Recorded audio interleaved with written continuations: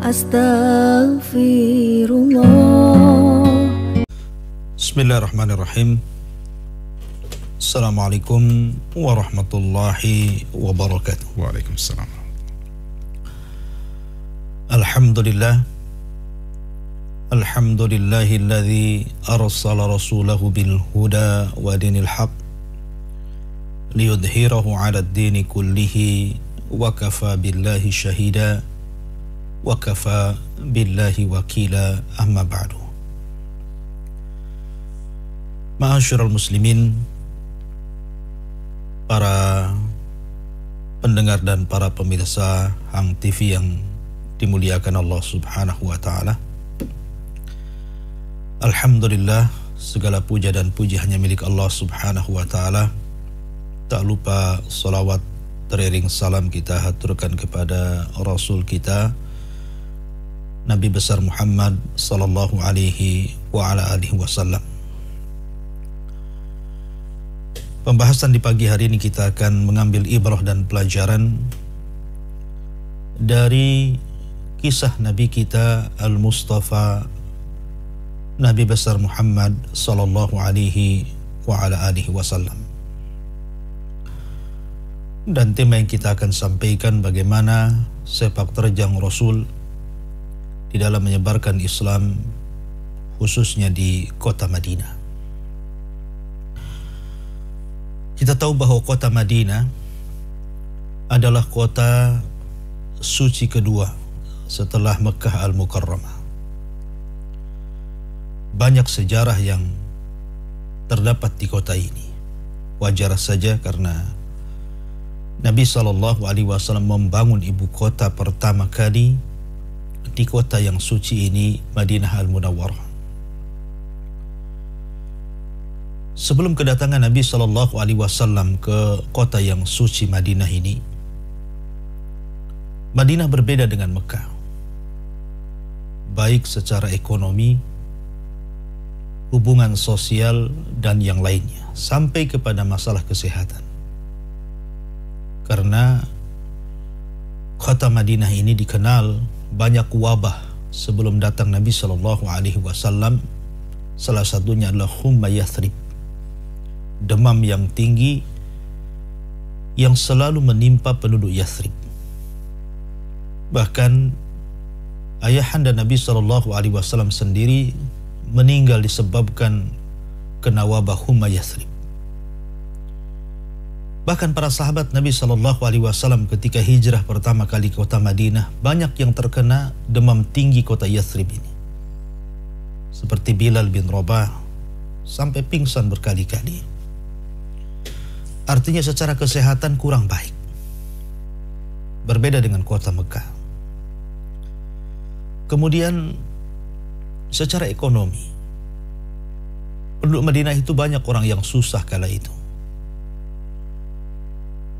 Makanya ketika ada 6 orang pertama kali masuk Islam datang kepada Nabi SAW sewaktu Rasulullah SAW di Mekah,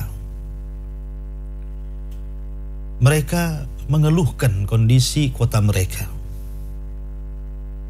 Mereka mengatakan, kami sudah lelah, sudah letih. Karena faktornya banyak, salah satunya faktor ekonomi. Dan lebih daripada itu, faktor sosial, di mana penduduk Madinah itu suka perang, baik antar kabilah orang-orang Khazraj dan Aus, ataupun orang-orang Yahudi, Bani Nadir, Bani Qunaiqah, ataupun Bani Quraidah. Terutama orang-orang Arab. Karena kita tahu bahwa kabilah Khazraj yang menempati kota Madinah dan juga kabilah Aus itu sama-sama berasal dari Yaman. Mereka datang dari Yaman meminta suaka, kemudian tinggal di kota Madinah. Kemudian mereka saling perang. Mereka memiliki watak yang sangat keras. Ma'asyiral muslimin yang dimuliakan Allah Azza wa Jalla. Dari sini maka Aisyah radhiyallahu anha ketika menceritakan kota Madinah, karena sebelum kedatangan Nabi Shallallahu Alaihi Wasallam kalau tidak salah 3 tahun sebelum hijrahnya Rasul, terjadi perang hebat antara Khazraj dan Aus. Bahkan darah ditumpahkan di situ. Sehingga Aisyah radhiyallahu anha menganggap bahwa kedatangan Nabi sallallahu alaihi wasallam ke kota Madinah itu merupakan hadiah bagi Nabi sallallahu alaihi wasallam. Bagaimana bisa orang yang sedang berperang dikatakan hadiah untuk Nabi sallallahu alaihi wasallam? Karena kelak setelah Nabi sallallahu alaihi wasallam sampai di kota Madinah, maka mereka sudah lelah, sudah letih, ingin cari jalan keluar, ingin damai, ingin hidup tenang. Dan solusinya ada di kedatangan Nabi sallallahu alaihi wasallam datang sebagai pembaharu umat. Ketika Nabi sallallahu alaihi wasallam datang di kota Madinah, berusaha untuk menenangkan mereka dan mengatakan, kenapa kalian mesti berperang? Sementara jalan yang kita lalui jalan yang sama, pasar yang kita berjual beli juga pasar yang sama, sumur yang kita ambil sumbernya juga sumur yang sama. Kenapa kita tidak bersatu? Membuat sebuah negara berbasis kota dan kita hidup berdampingan untuk tidak saling menyerang. Maka tawaran Nabi sallallahu alaihi wasallam dengan pancaran akhlak yang dibawa Nabi sallallahu alaihi wasallam melembutkan hati-hati penduduk Madinah. Bukan hanya orang-orang Khazraj dan Aus, begitu juga orang-orang Yahudi sepakat untuk membuat negara berbasis kota yang kemudian ditulis bulir-bulir kesepakatan untuk saling melindungi, saling menolong, dan saling membantu sampai dikenal dengan Piagam Madinah. Ma'asyiral muslimin yang dimuliakan Allah Azza wa Jalla. Baik yang pertama kali yang dilakukan Nabi sallallahu alaihi wasallam ketika sampai saja dari Mekah ke Madinah adalah membangun sebuah masjid yang kita kenal dengan Masjid Quba. Masjid yang ma'ruf di daerah Quba sebelum Masjid Nabawi. Nabi sallallahu alaihi wasallam ingin mengikat manusia dengan hablum minallah, menambatkan diri dulu kepada Allah Azza wa Jalla sebelum hablum minan nas, sebelum hubungan sesama manusia. Karena kita tahu bahwa apabila hubungan kita baik dengan Allah Subhanahu wa ta'ala, maka kita akan baik hubungan kita dengan manusia. Dan dua perkara ini tidak bisa dilepaskan antara hablum minallah dan hablum minan nas. Ma'asyiral muslimin, para pendengar yang dimuliakan Allah Subhanahu wa ta'ala. Maka Nabi sallallahu alaihi wasallam memulai beberapa hari di Quba membangun masjid yang kemudian beranjak ke kota Madinah dan akhirnya juga membangun Masjid Nabi yang kita kenal hari ini Masjid Nabawi. Dua masjid ini yang kemudian menjadi poros perjuangan Nabi sallallahu alaihi wasallam. Karena segala aktivitas apapun dilakukan di masjid. Bukan hanya belajar, sampai kepada latihan perang, membina manusia dalam ekonomi dan begitu seterusnya. Semua di masjid. Jadi masjid itu merupakan markas, pusat pelatihan. Pelatihan apa saja. Dan dari masjid inilah keluar orang-orang hebat, baik pakar ekonomi, pakar jihad, pakar-pakar yang lainnya. Karena Nabi sallallahu alaihi wasallam tahu bahwa masjid ini bisa untuk membina umat. Kemudian setelah Nabi sallallahu alaihi wasallam berusaha untuk mendekatkan manusia kepada Allah Subhanahu wa ta'ala dengan cara membangun tempat ibadah, maka Nabi SAW melihat masyarakat Madinah itu suka berperang. Karena sekali lagi sebelum datangnya Nabi SAW, Khazraj dan Aus itu selalu berperang. Dan perang terakhir 3 tahun sebelum kedatangan Nabi SAW banyak menumpahkan darah. Maka Nabi SAW ingin merekatkan hati mereka, ingin mempersaudarakan hati mereka. Maka langkah yang kedua yang dilakukan Nabi SAW adalah mempersaudarakan orang-orang Muhajirin dan orang-orang Ansar. Maka masyhur dalam sejarah, di antara yang dilakukan Nabi SAW untuk mempersaudarakan orang-orang Muhajirin dan Ansar, bahwa apabila Nabi SAW sudah mempersaudarakan dua manusia itu, Ansar dan Muhajirin, maka mereka telah menjadi saudara bukan hanya seiman, tetapi seolah-olah mereka diibaratkan keluarga. Karena seandainya salah seorang di antara mereka meninggal, maka mereka harus mewariskan hartanya kepada yang lainnya. Walaupun kemudian hukum ini dihapus setelah perang Badar, yang ada saling membantu. Salah satu kisah yang masyhur adalah kisah Abdurrahman bin Auf radhiyallahu anhu. Dia dipersaudarakan oleh Nabi SAW. Abdurrahman ini orang kaya, pembisnis ulung. Tetapi ketika datang ke kota Madinah, hartanya semua habis dirampas orang-orang musyrik, sehingga tinggal pakaian yang melekat di badan dan pedang yang dibawanya. Maka datanglah Nabi SAW mempersaudarakan Abdurrahman bin Auf dengan Sa'd bin Rabi. Subhanallah, persaudaraan seiman melahirkan pengorbanan yang luar biasa. Kata Sa'd, Abdurrahman, aku memiliki dua rumah, ambil salah satunya. Aku memiliki dua kebun yang sangat luas penuh dengan kurma dan siap panen, ambil salah satunya. Aku memiliki beberapa istri, pandanglah mereka. Karena ketika itu belum ada ayat hijab. Mana yang kau lebih sukai, ku ceraikan dia, tunggu masa idahnya, nikahlah dia dengan mantan istriku. Tapi Abdurrahman bin Auf menolak dan mengatakan, barakallahu fi ahlik wa malik. Semoga Allah Subhanahu wa ta'ala memberkahi hartamu dan keluargamu. Dullani ala suq, tunjukkan pasar kepadaku. Maka begitulah sahabat satu dengan yang lainnya dipersaudarakan oleh Nabi SAW, sehingga ikatan persaudaraan itu terrajut luar biasa. Maka menjadi sebuah kekuatan, karena bagaimanapun ketika seseorang itu bersatu maka akan kuat, tapi ketika bercerai-berai maka akan lemah. Begitulah Nabi SAW menyusun strategi untuk menyusun kekuatan kaum muslimin dengan cara mempersaudarakan orang-orang Muhajirin dan Ansar.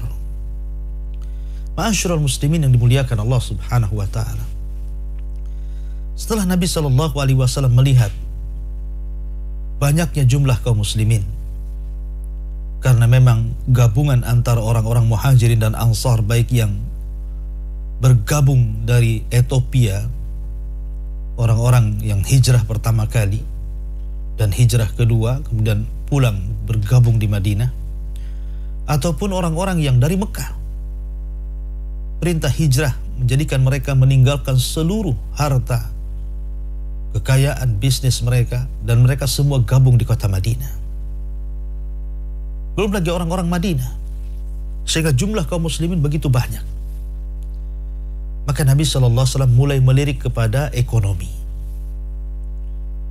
Diutusnya Abdurrahman bin Auf yang memang pakar dagang, kemudian Uthman bin Affan, Talha, Zubair, Abu Bakar Siddiq radhiyallahu anhum, untuk melihat pasar-pasar yang ada di kota Madinah. Dan kita tahu bahwa pasar-pasar di kota Madinah itu hampir secara keseluruhan dikuasai oleh bangsa Yahudi. Baik pasar kecil ataupun pasar besar, semua dikuasai orang-orang Yahudi, terutama Yahudi Bani Quraiqah. Sampai-sampai pasar terbesar ketika itu di kota Madinah adalah pasar Quraiqah, dinisbatkan kepada kabilah Bani Quraiqah. Maka ketika para sahabat melirik bahwa cara berdagang mereka berbeda dengan cara berdagang orang-orang Mekah, mereka cenderung curang, memainkan riba, menipu, zalim, itu sudah biasa di pasar-pasar itu. Makanya turun surah Al-Mutaffifin, wailul lil mutaffifin alladzina idza iktalu 'alan nasi yastawfun wa idza kaluhum aw wazanahum yukhsirun. Celakalah bagi orang-orang yang mutaffif, apabila dia selaku pembeli maka dia ingin meminta tambahan. Kalau dia selaku penjual maka dia mengurang-urang timbangan. Itu berlaku di kota Madinah. Maka Nabi SAW melihat banyak kecurangan di pasar-pasar itu. Dan itu sangat merugikan kaum muslimin. Maka Nabi SAW ingin membangun ekonomi Islam yang berbeda dengan ekonomi orang-orang kafir. Maka mulailah Nabi SAW mengumpulkan para sahabat. Kita tahu bahwa Nabi SAW tidak memerintahkan orang-orang muhajirin untuk menjadi petani. Berbeda dengan orang-orang Ansor, orang-orang Madinah yang memang mereka sudah jadi petani. Itulah yang menjadi kekalahan ekonomi kaum muslimin karena orang-orang musyrik Arab sebelum Nabi SAW hijrah ke kota Madinah dan sebelum mereka masuk Islam dari kalangan Khazraj dan Aus, mereka adalah para petani.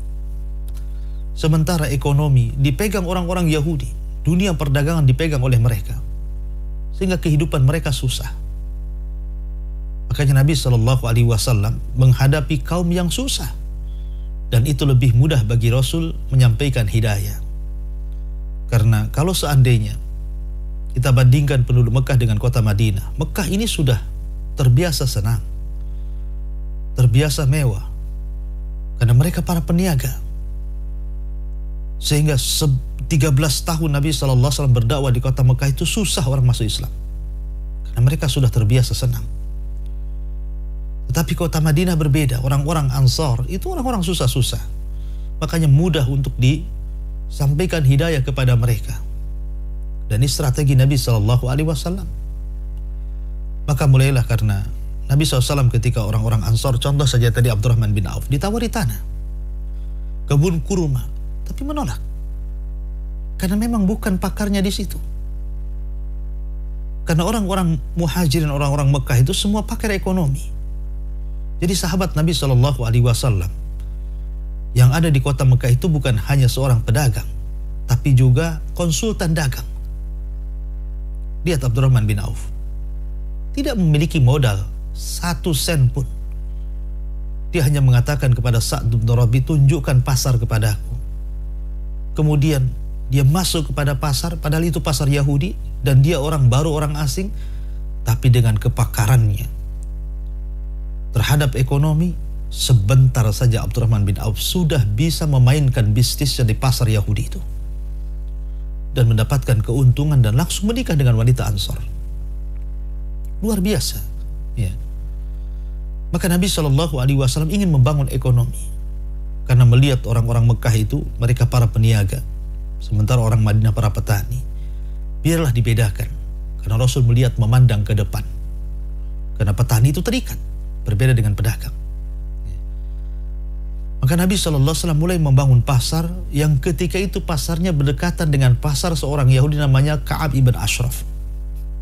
Buat pasar Rasul, pakai tenda-tenda gitu. Rupanya Ka'ab bin Ashraf, seorang Yahudi, marah dan mengamuk. Sampai akhirnya pasar itu dihancurkan, tenda-tenda dihancurkan oleh Ka'ab bin Ashraf. Tapi Nabi SAW terdiam saja, karena memang kaum muslimin belum kuat kala itu. Akhirnya Nabi SAW mendapatkan wakaf kembali dari seorang Ansar, tanah yang sangat luas, di mana tanah ini berhadapan dengan pasarnya Bani Qunaiqah.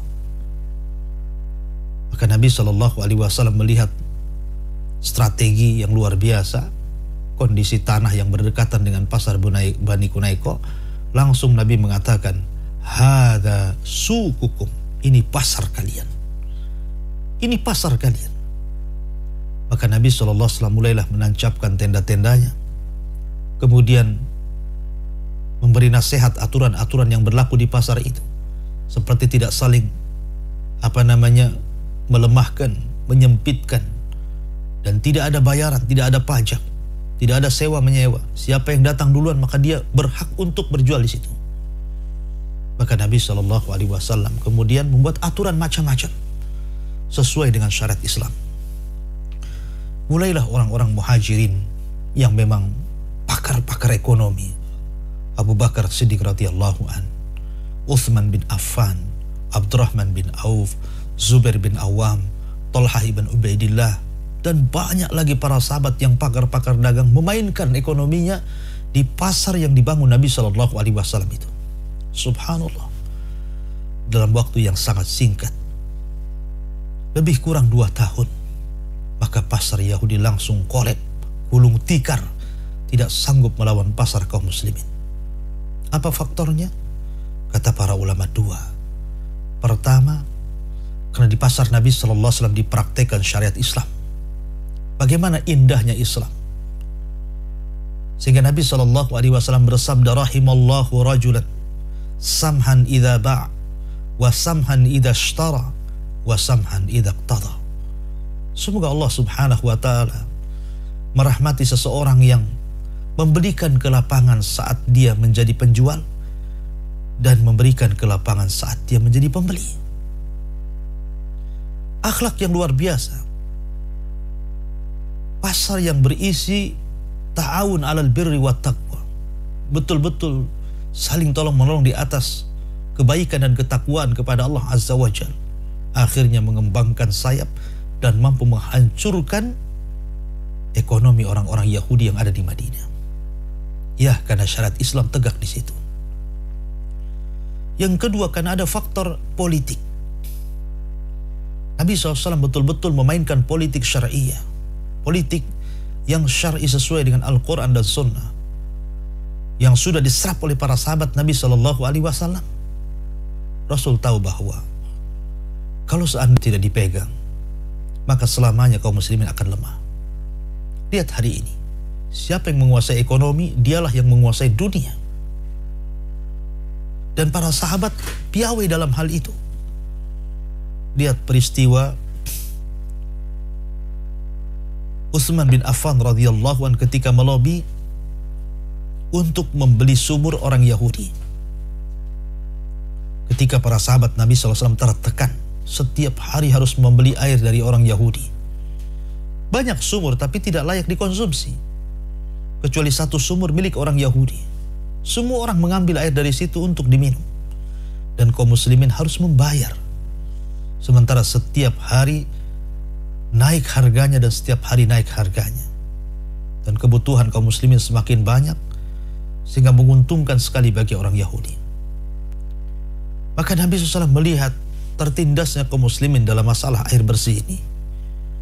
Nabi SAW kemudian menawarkan kepada para sahabatnya, man ishtara bi'ra rumah falahul jannah. Barang siapa yang mampu membeli sumur rumah, maka aku jamin dia masuk surga. Faqama Utsman. Maka Utsman berdiri dan mengatakan, fashtaraituha, biar saya yang membelinya wahai Rasul. Maka Utsman pun kemudian mengeluarkan banyak biaya untuk membeli sumur. Masalahnya bukan persoalan uang. Uang bisa dicari. Tapi sumur ini tidak mau dijual oleh orang Yahudi.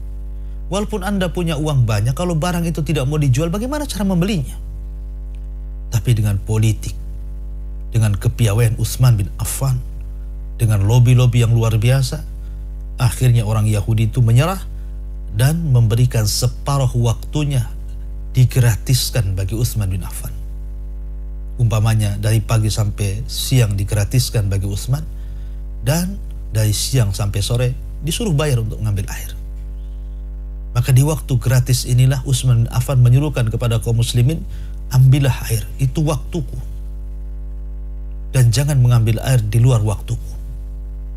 Maka berbondong-bondong kaum muslimin baik dari kalangan muhajir dan ansar mengambil air bersih, menyetok banyak-banyak, sehingga ketika waktu habis, giliran waktunya orang-orang Yahudi, maka tidak ada satupun yang membeli.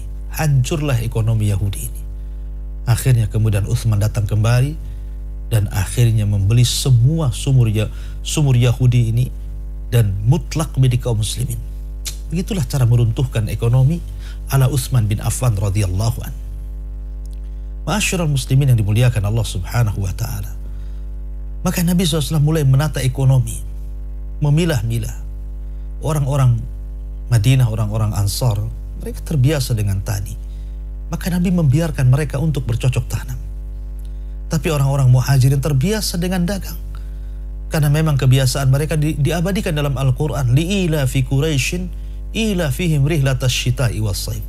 Kebiasaan orang-orang Quraisy itu mereka rihlah, berjalan ke sana kemari di musim panas dan dingin untuk berniaga dan mengalir darah perdagangan kepada para sahabat yang hijrah dari Mekah ke Madinah. Makanya mereka bisa memainkan dan mampu mengalahkan ekonomi orang kafir Yahudi yang ada di kota Madinah dalam waktu yang sesingkat-singkatnya.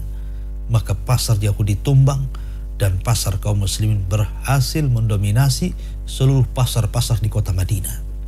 Luar biasa. Ma'asyiral muslimin yang dimuliakan Allah Subhanahu wa taala. Setelah Nabi Shallallahu alaihi wasallam kemudian berusaha untuk mengembangkan ekonomi Islam dengan membangun banyak pasar, maka mulailah kemudian Nabi Shallallahu alaihi wasallam setelah kuat secara jumlah, kuat secara ekonomi, maka Nabi Shallallahu alaihi wasallam diizinkan untuk jihad. Maka Nabi SAW merintahkan para sahabatnya untuk berjihad, baik jihad dengan harta, jihad dengan jiwa. Dan Allah Subhanahu wa taala berfirman, "Udzina lilladzina yuqataluna bi annahum zulimu wa innallaha ala nasrihim laqadir alladzina ukhriju min diyarihim bighairi haqqin illa an yaqulu rabbunallah walaula daf'ullahi nasa ba'dahum bi ba'din lahuddimati sawami'u wa biya'un wa salawatun wa masajidun yudhkaru fiha ismullahi katsira walan yansurannallah man yansuruhu innallaha laqawiyyun aziz." Di sini Allah Subhanahu wa taala mengatakan, "Udzina lilladzina yuqataluna bi annahum zulimu." Telah diizinkan bagi orang-orang yang diperangi bahwa mereka orang-orang yang dizalimi. Setelah kemudian turun ayat ini, karena mereka senantiasa diganggu orang-orang Mekah, dizalimi sejak mereka diusir dari Mekah kemudian hijrah ke kota Madinah, sampai akhirnya Allah izinkan mereka untuk berperang melawan mereka. Maka akhirnya kemudian Nabi Shallallahu alaihi wasallam mulai mensyariatkan jihad. Dan jihad yang pertama adalah perang Badar. Perang yang menentukan antara hak dan yang batil. Perang yang menentukan disembah dan tidaknya Allah Subhanahu wa taala. Sampai Nabi Shallallahu alaihi wasallam mengatakan, "Allahumma intahlik hadhil isabah falan tu'bad abada." Ya Allah, kalau kau hancurkan kelompok yang sedikit ini, kau tidak akan ada yang menyembah lagi di permukaan bumi ini. Maka Nabi SAW mulailah kemudian menjalankan perintah jihad, berperang di Badar, berperang di Uhud, berperang di Tabuk, dan perang-perang yang lainnya. Maka dengan jihad inilah akhirnya tegaklah kalimat-kalimat Allah Subhanahu wa taala.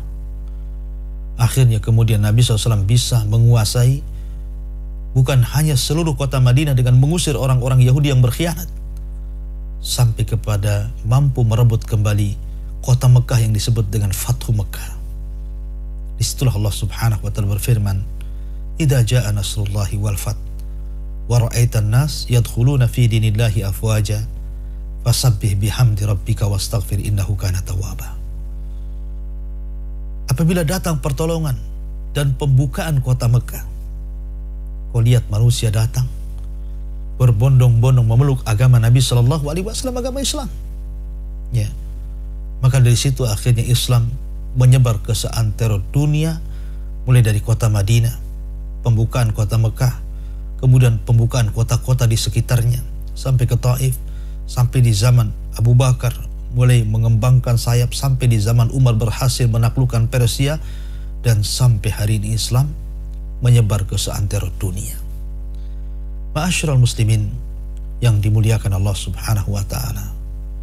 Itulah di antara secara singkat bagaimana Nabi Shallallahu alaihi wasallam memainkan perannya untuk menyebarkan Islam di kota yang sangat suci Madinah Al-Munawwarah.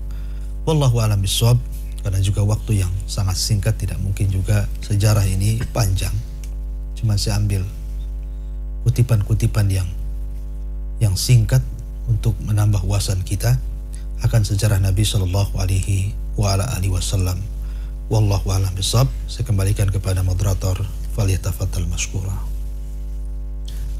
Barakallahu fiik Ustaz atas materi yang sudah disampaikan di kesempatan berkah pagi kali ini. Tentu saja para pendengar dan pemirsa dimanapun berada, banyak sekali yang bisa kita ambil faedah dari apa yang sudah dijelaskan oleh Al-Ustaz.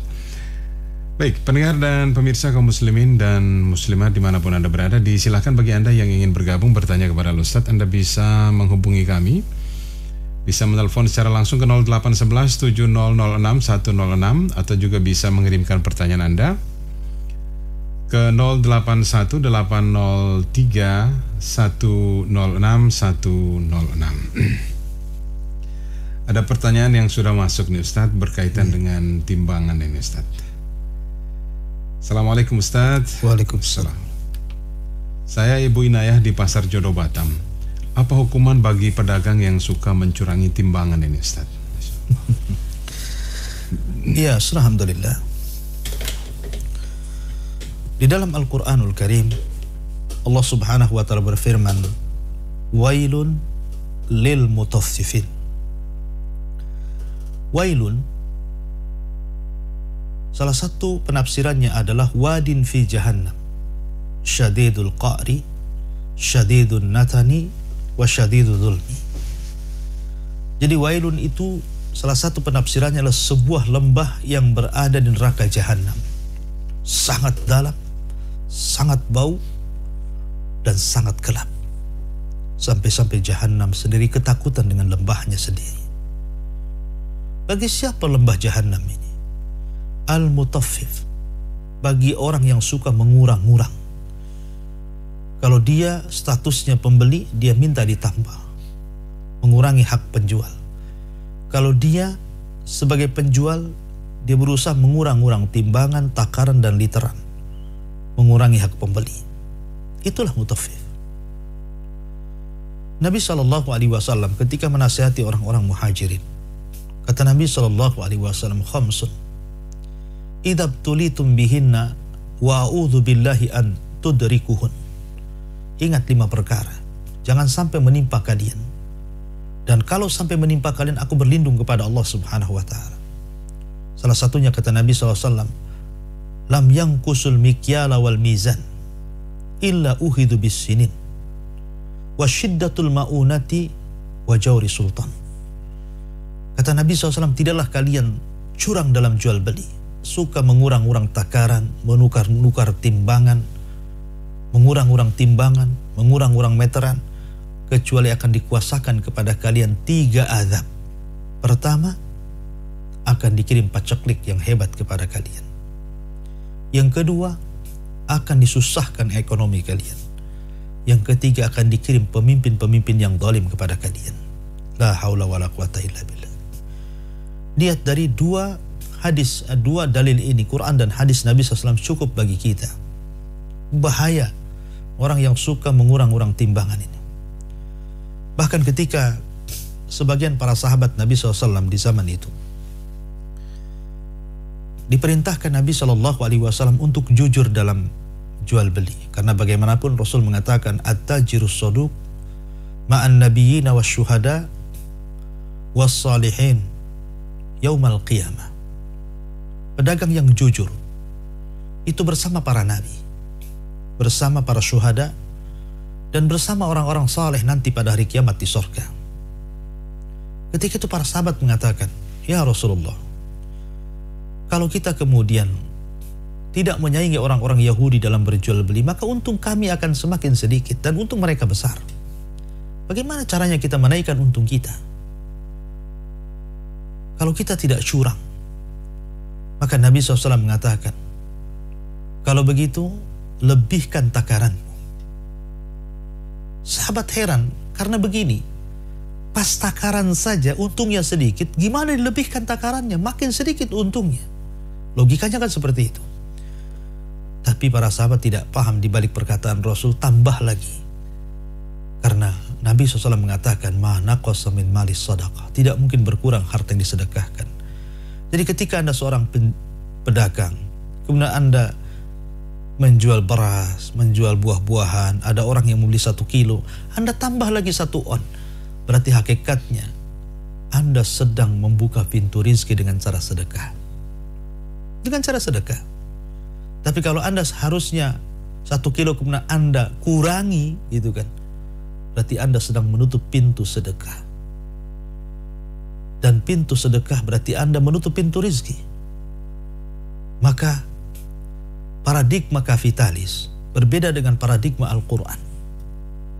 Ya, kalau paradigma kapitalis ya, bagaimana caranya untung sekecil-kecilnya, kemudian modal sekecil-kecilnya, untung sebesar-besarnya. Sehingga mereka yang penting untung bahasanya. Mau curang, mau ini, mau itu, itulah kapitalis.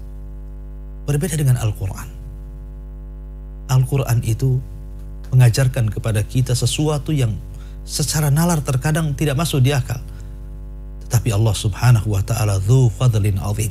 Dialah pemilik karunia yang banyak. Kekayaan Allah subhanahu wa ta'ala tidak terhingga. Terkadang Allah memberikan rizki min haitsu la yahtasib, dari arah yang tidak disangka-sangka, yang kita tidak tahu. Salah satunya bukalah pintu itu dengan sedekah. Tambahlah dagangan itu. Ya, kalau Anda jual duku, jual salak, jual jeruk, ada orang beli 1 kilo, tambah 1 biji, 2 biji. Niatkan sedekah, ya, supaya pintu rezeki dibuka lebar-lebar. Ma'asyiral muslimin yang dimuliakan Allah Azza wa Jalla, maka bahaya orang yang mengurang-urang timbangan, takaran, dan ini bahayanya bukan hanya Anda selaku pedagang saja, tapi kalau musibah itu datang, maka membahayakan semua orang. Karena Nabi SAW mengatakan, lam yangkusul mikyala wal mizan, ketika mereka mengurang-urang takaran dan timbangan, illa itu kecuali mereka akan diadab bisinin dengan paceklik. Tidak turun hujan, hujan akan susah turun, bahayakan orang ramai. Ya, wasyiddatul mauna, susah ekonomi. Akhirnya Allah subhanahu wa ta'ala akan sulitkan ekonomi bagi kaum muslimin. Bahkan lebih dari itu, wajauri sultan, akan dikirim kepada mereka pemimpin-pemimpin yang zalim. Wallahu a'lam. Syukran Ustaz atas penjelasannya. Demikian untuk penanya Ibu Inayah di Pasar Jodoh Batam.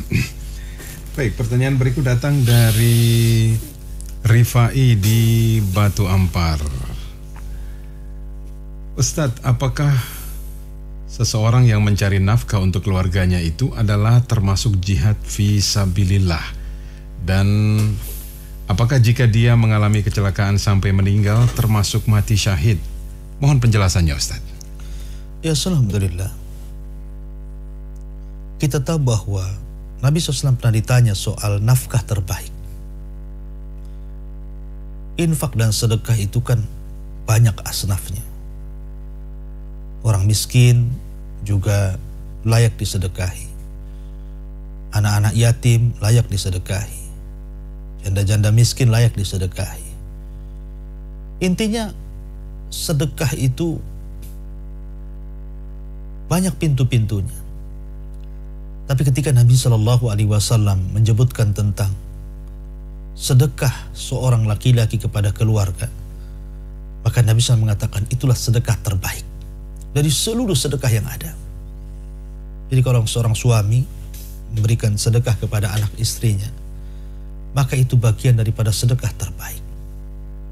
Apakah seorang suami yang mencari nafkah itu bagian daripada jihad? Ya, kalau Anda niatkan lillahi ta'ala, karena Allah subhanahu wa ta'ala, melaksanakan hak dan kewajiban seorang suami yang Allah subhanahu wa ta'ala firmankan, bima faddalallahu ba'dahum ala ba'din wa bima anfaqu min amwalihim, bahwa kewajiban suami itu memberikan nafkah karena Allah telah lebihkan kecerdasan dan kekuatan, berbeda dengan perempuan.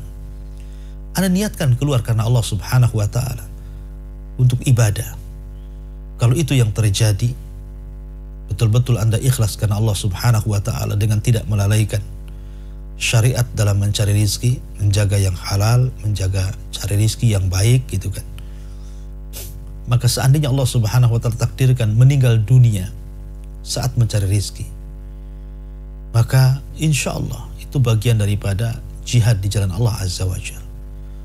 Tapi tentu hukumnya tidak sama dengan orang yang mati syahid di jalan Allah Azza wa Jal dalam perang, ya, karena itu syahid dunia akhirat, ya. Tapi Anda hanya dikategorikan syahid dunia saja, ya, syahid akhirat saja maksudnya, bukan syahid dunia. Anda dikategorikan mati syahid, ya, syahid akhirat bukan syahid dunia. Sebab kalau syahid akhirat dunia, maka ya seperti orang yang perang di jalan Allah, mereka tidak dimandikan, mereka tidak disolatkan, mereka langsung dikuburkan dengan darah-darahnya supaya menjadi saksi di hadapan Allah Subhanahu wa Ta'ala.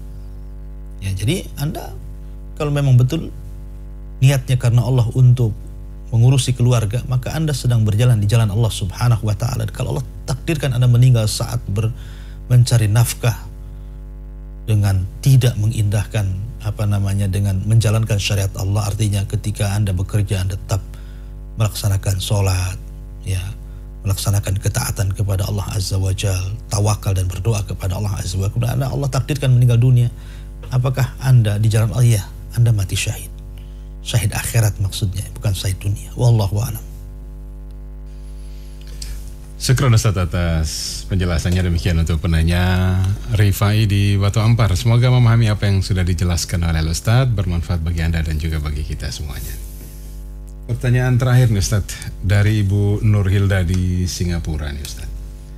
Memperbanyak untung, apakah hal yang dilarang nih Ustaz? Semisal di warung lain menjual dengan keuntungan 5.000 dan di suatu toko mengambil untung 7.000 sampai 8.000 nih Ustaz. Mohon pencerahannya Ustaz. Iya, alhamdulillah. Sebenarnya mengambil untung sebanyak-banyaknya, selama tidak menyelisih kaidah dagang jual beli dalam Islam, tidak ada masalah. Cuman kalau mengambil untung dengan cara zalim seperti ihtikar umpamanya, menimbun, ya, dan itu tradisi orang-orang kafir, itu ekonomi kapitalis seperti itu, ya. Ihtikar itu menimbun, ketika banyak barang dia ambil, ketika tidak ada barang dia keluarkan, timbun dulu baru dikeluarkan supaya dapat untung banyak. Itu tidak boleh menzalimi orang lain, ya. Tapi kalau seandainya memang Anda ini piawai dalam berjual, dalam berniaga, mengambil untung tanpa menyelisih syariat jual beli, tidak ada masalah, ya. Masalahnya Nabi SAW bersabda, rahimallahu rajulan samhan idza ba wa samhan idza ishtara. Semoga Allah merahmati orang yang melapangkan saat menjadi penjual dan melapangkan saat menjadi pembeli. Ketika Utsman bin Affan radhiyallahu an ditanya tentang rahasia kekayaanmu, dari mana? Utsman itu kaya raya. Ketika di Madinah orang paling kaya Utsman itu. Makanya kenapa dia bisa membeli sumur Yahudi, dia bisa mendanai perang Tabuk, ya, dia bisa meluaskan Masjid Nabawi. Luar biasa kekayaannya Utsman bin Affan itu. Jadi ada orang bertanya kepada Utsman, ya Utsman, ya, masyirul ghina, apa rahasia kayamu? Ya, kok kamu bisa kaya gitu kan?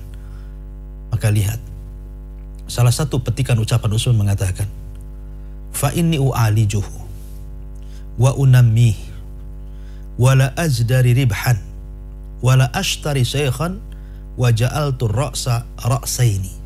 Lihat perkataan Utsman. Dia mengatakan, rahasia kekayaanku yang pertama karena aku terjun langsung dalam bisnis itu. Aku tidak mewakilkan kepada orang. Aku terjun langsung, aku pegang langsung bisnis itu. Supaya punya pengalaman. Ya, tidak langsung merekrut karyawan gitu maksudnya. Yang kedua, wa unamil, aku kembangkan. Maksudnya aku kembangkan itu, kalau mendapatkan keuntungan ku bagi 3. Sepertiganya untuk modal, sepertiganya untuk makan keluarganya, dan sepertiganya disedekahkan. Kemudian yang ketiga, wala azdari ribahan, aku tidak banyak mengambil untung. Aku tidak banyak mengambil untung, artinya aku tidak meremehkan untung sekecil apapun. Yang penting untung, ya. Karena terkadang saya punya barang, ditawar orang, sudah untung, kadang-kadang nggak mau dijual, nunggu ada pembeli lain supaya untungnya lebih banyak. Karena ada orang seperti itu, menyusahkan diri. Yang penting ada untung, tetapi juga jangan meremehkan untung sekecil apapun. Wala ashtari syaikhan, aku tidak mengambil produk-produk lama, aku membeli produk-produk baru. Karena terkadang orang kalau contoh saja sayuran gitu kan, kalau sudah sudah siang, sudah nggak layu. Kadang-kadang ada yang seger nggak gitu bahasanya. Artinya kata Utsman, saya membeli produk-produk baru, saya nggak menjual produk-produk lama. Kemudian waja'altu ra'sa ra'sain, terkadang aku menjadikan satu modal menjadi dua modal. Seperti kalau punya tanah satu kapling dibelah jadi dua gitu kan. Jadi dua kapling walaupun kecil-kecil meterannya kan, tapi kan jadi dua kapling, mungkin harganya akan lebih dapat untung banyak dibandingkan hanya dijual satu kapling. Intinya bahwa itu contoh-contoh saja. Tapi salah satu perkataan Utsman dan juga persis seperti Abdurrahman bin Auf ketika ditanya, dari mana kekayaanmu? Dia mengatakan, karena aku tidak pernah mengambil untung banyak. Itu rahasia dagang, itu sahabat Nabi gitu ya. Ya, sebab banyak juga peristiwa, ada jual mobil, udah ditawar, untungnya sudah ada tuh. Tapi kadang-kadang ditahan-tahan, akhirnya lama-lama nggak kejual, malah akhirnya asal ya sudahlah yang penting laku. Itu kan banyak terjadi. Dan itu yang dilakukan Nabi SAW. Rasul tidak mengambil untung banyak, makanya kemudian cepat habis dagangannya dan cepat berputar. Dan itu pula yang disukai penduduk Syam ketika Nabi SAW menjual produk Mekah kepada mereka. Ataupun sebaliknya, disukai oleh penduduk Quraisy ketika Rasul menjual produk-produk Syam, karena Rasul tidak banyak mengambil untung banyak. Tapi pada dasarnya mengambil untung itu boleh-boleh saja. Tapi kalau kita melihat bagaimana bisnis Rasul dan para sahabatnya, tidak demikian gitu maksudnya ya. Wallahu a'lam bishawab.